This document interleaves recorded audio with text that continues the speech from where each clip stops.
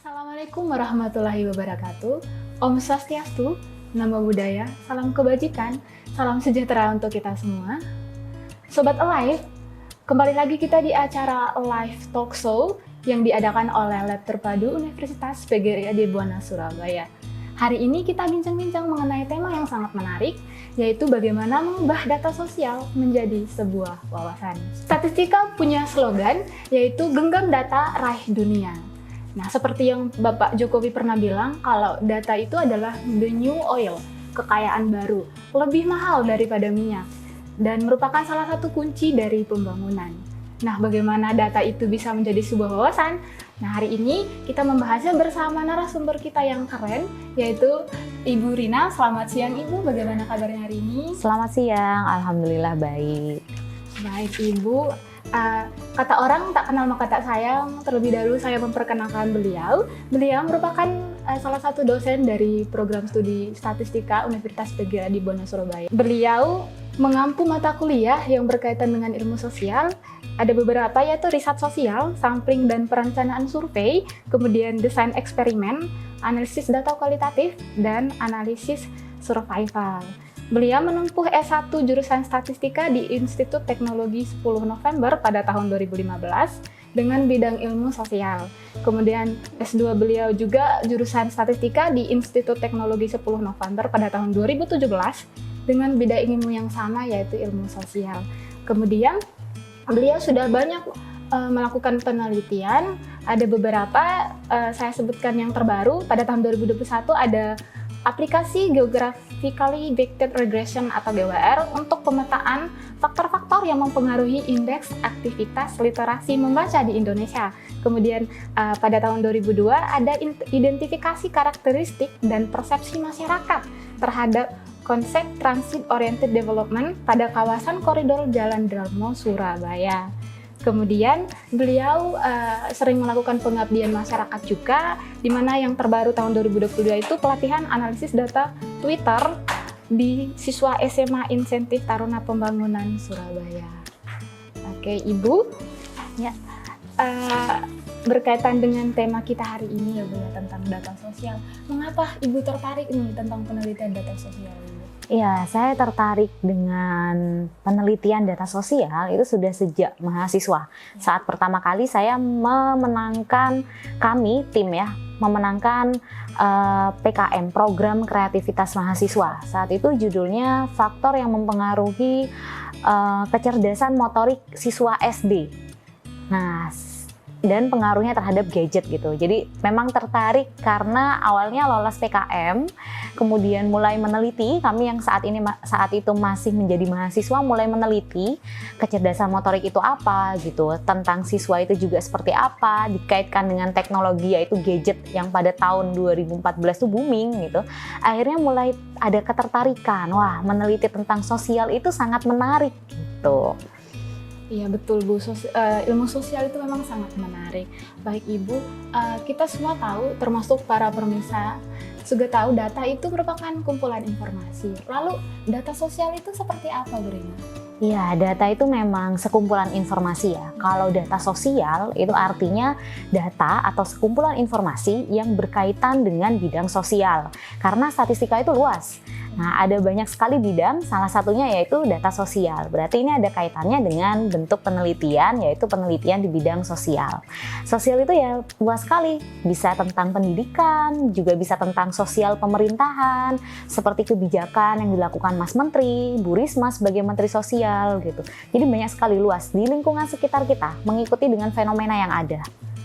Oke, baik. Seluas itu ya Bu ya tentang data sosial. Lalu penelitian sosial apa Ibu yang pernah diteliti?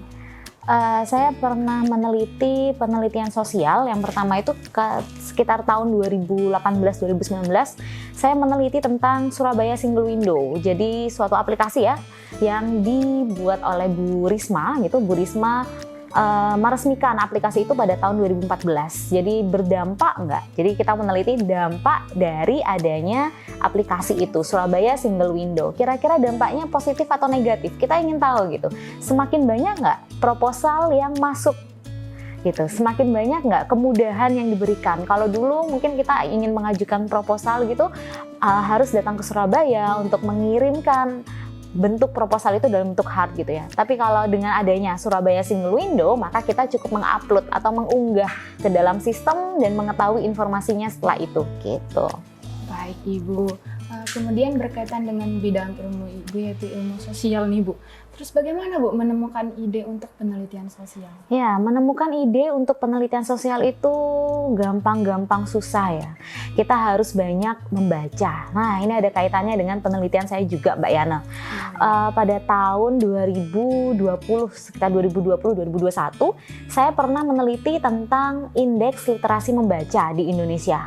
Nah, berangkat idenya itu dari membaca bahwa pada tahun 2015 Indonesia itu meraih peringkat 10 terendah sedunia tentang indeks literasi membaca gitu. Hal yang sangat mengagetkan ya. Nah, pada tahun 2017 mungkin sudah pernah dilakukan tentang kebijakan-kebijakan, tetapi pada tahun 2017 lagi-lagi masih ditemukan bahwa Jakarta meraih indeks literasi membaca tertinggi sekitar 58 dan daerah Papua itu indeks literasi membacanya rendah, sangat rendah dibandingkan dengan kabupaten dan kota se-Indonesia, yaitu 19,9 sekian gitu. Nah, dari ide itu kita akhirnya kalau ingin penelitian terkait dengan data sosial ya, kita memunculkan hipotesis atau pola pikir ya.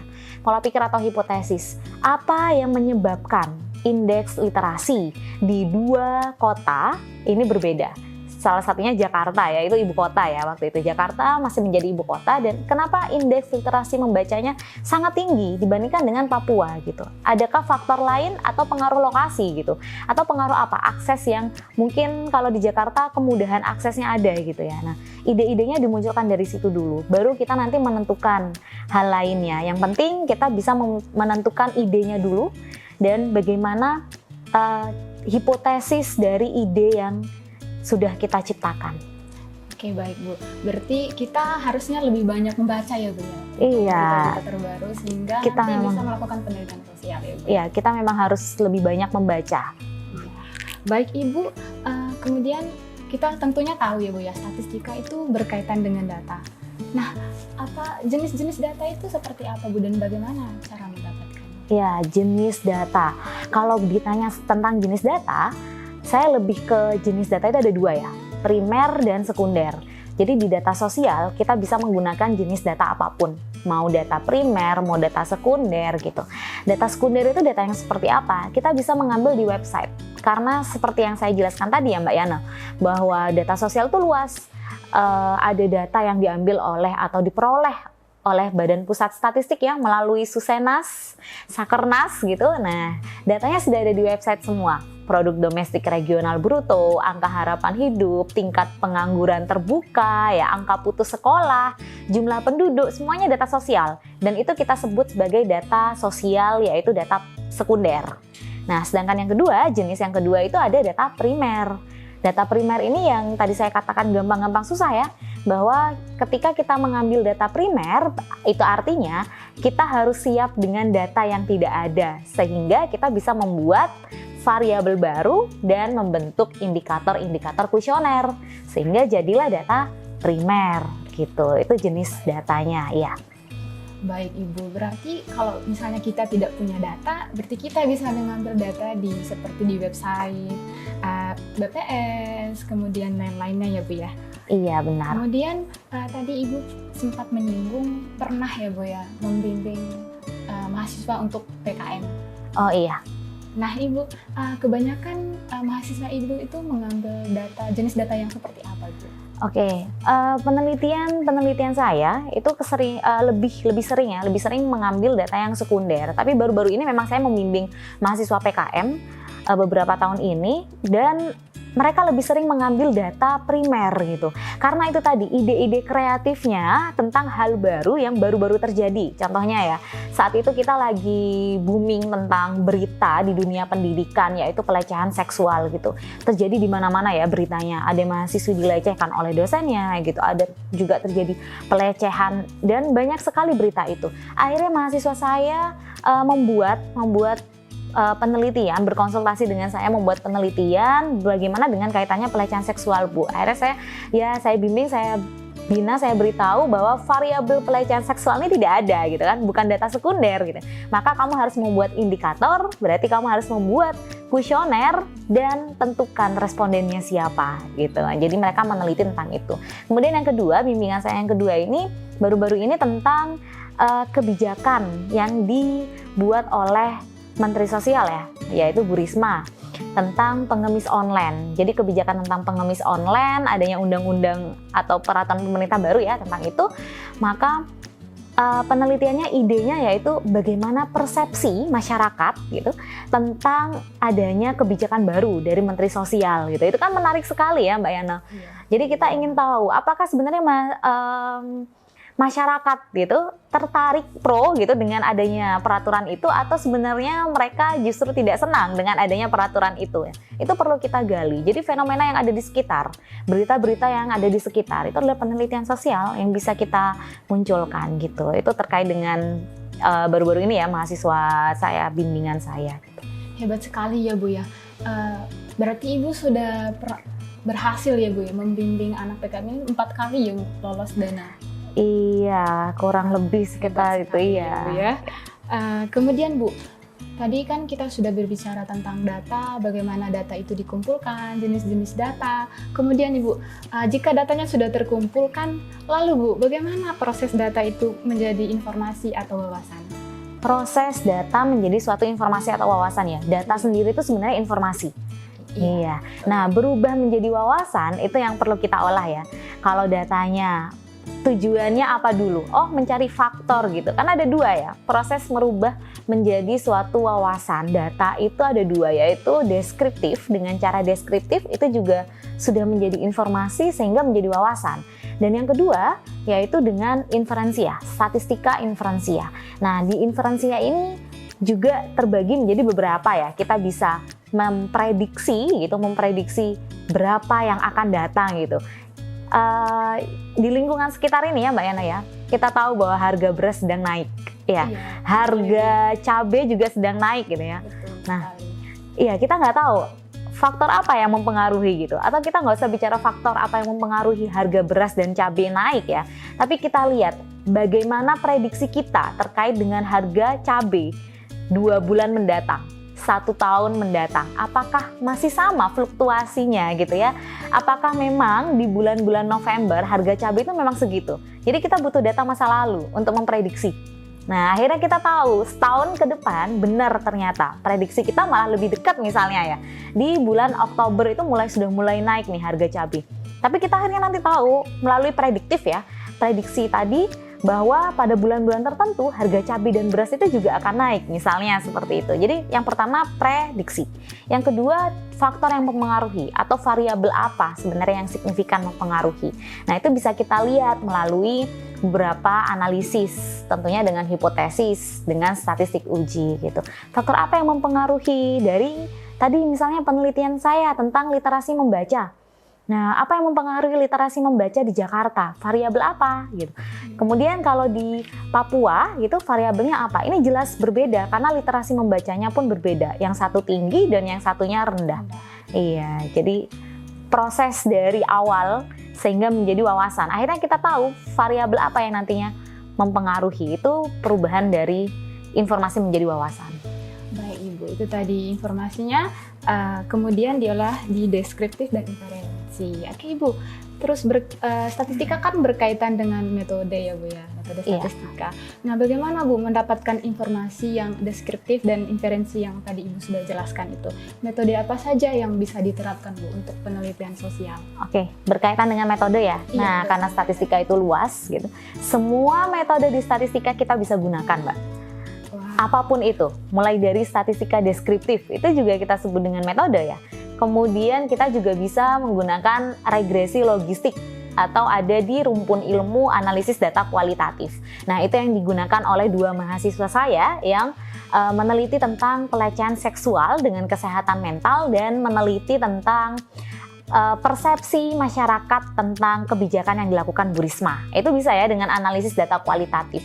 Jadi datanya memang data kualitatif, data campuran ya. Bisa mereka ketahui mungkin jenis kelamin berpengaruh. Nah, variabel usia mungkin berpengaruh, itu bisa kita masukkan. Nah, kemudian setelah analisis data kualitatif juga bisa menggunakan metode spasial misalnya. Kaitannya tadi dengan penelitian saya berkaitan dengan indeks literasi membaca.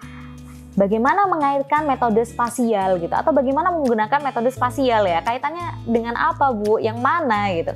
Nah, kaitannya dengan kita tahu bahwa ada dua lokasi, yang satu rendah, yang satu tinggi. Perbedaannya jelas tahu. Sebenarnya walaupun belum diteliti, kita pasti tahu Mbak Yana bahwa ini pasti ada kesenjangan dari lokasi. Karena Jakarta merupakan ibu kota dan Papua bukan gitu. Wajar kalau indeks literasi membacanya tinggi gitu.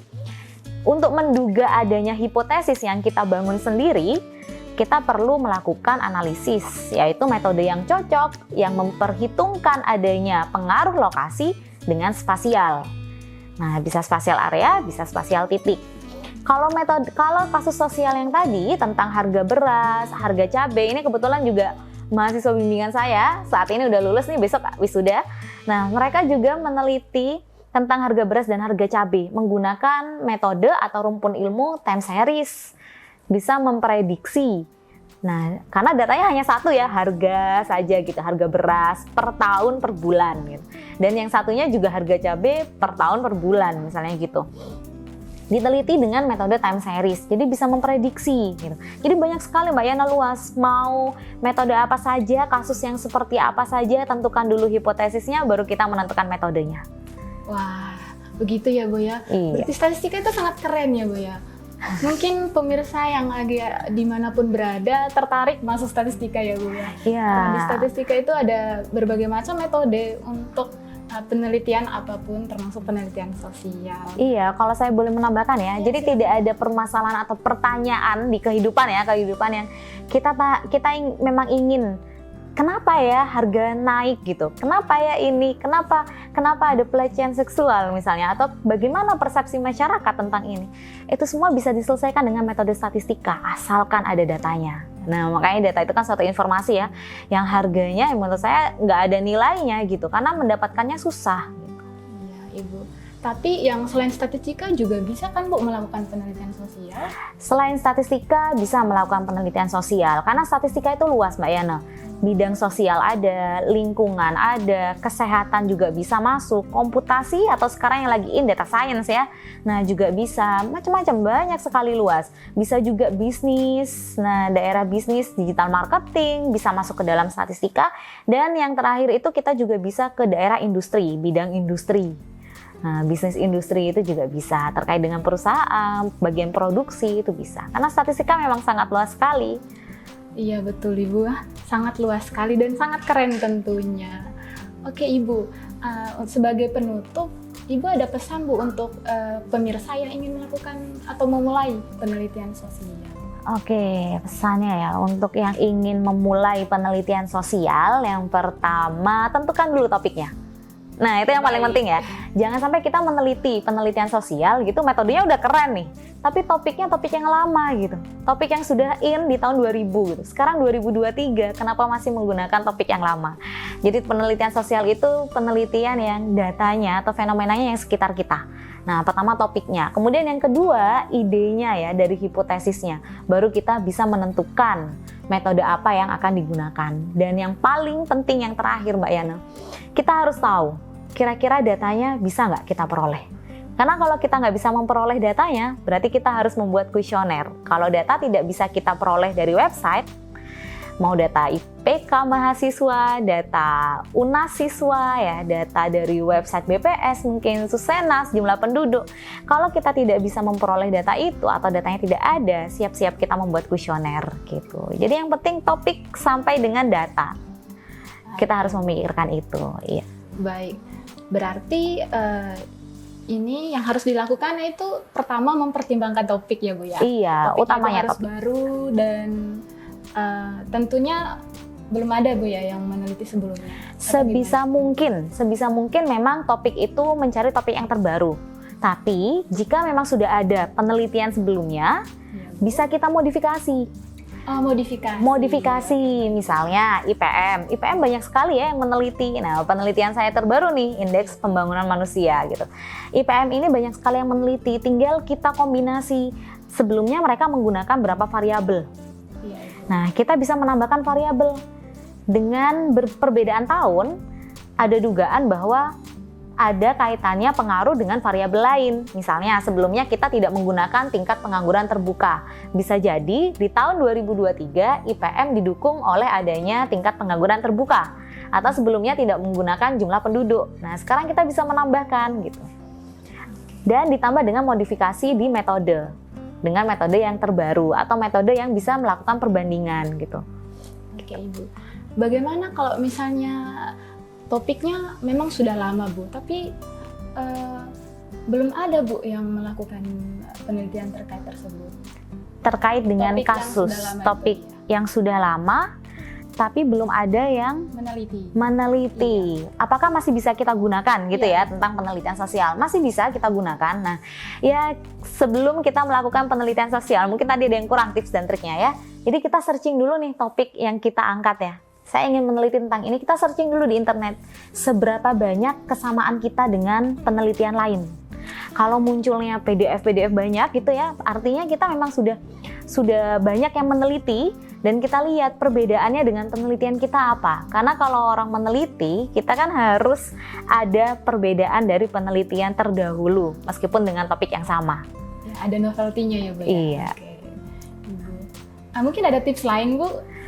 Tips lain, ya jangan pernah takut untuk memunculkan topik terkini ya jika dirasa bahwa datanya itu nggak ada.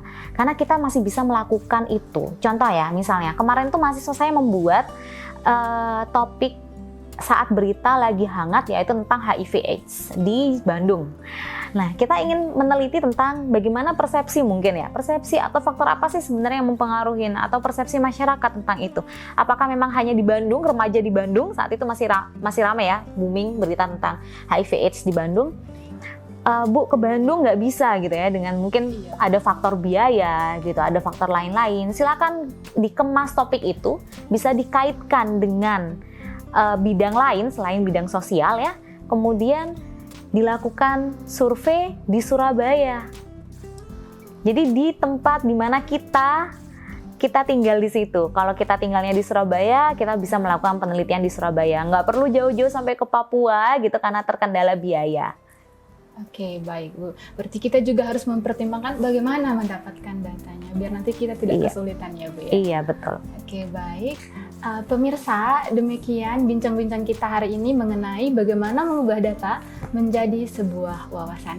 Terima kasih kepada Ibu Rina yang sudah memberikan banyak wawasan, banyak hal yang saya dapatkan tadi dari penjelasan Ibu. Dan terima kasih juga untuk pemirsa yang sudah menonton talkshow ini. Kedepannya akan banyak talkshow yang diadakan oleh Alive Talkshow ini.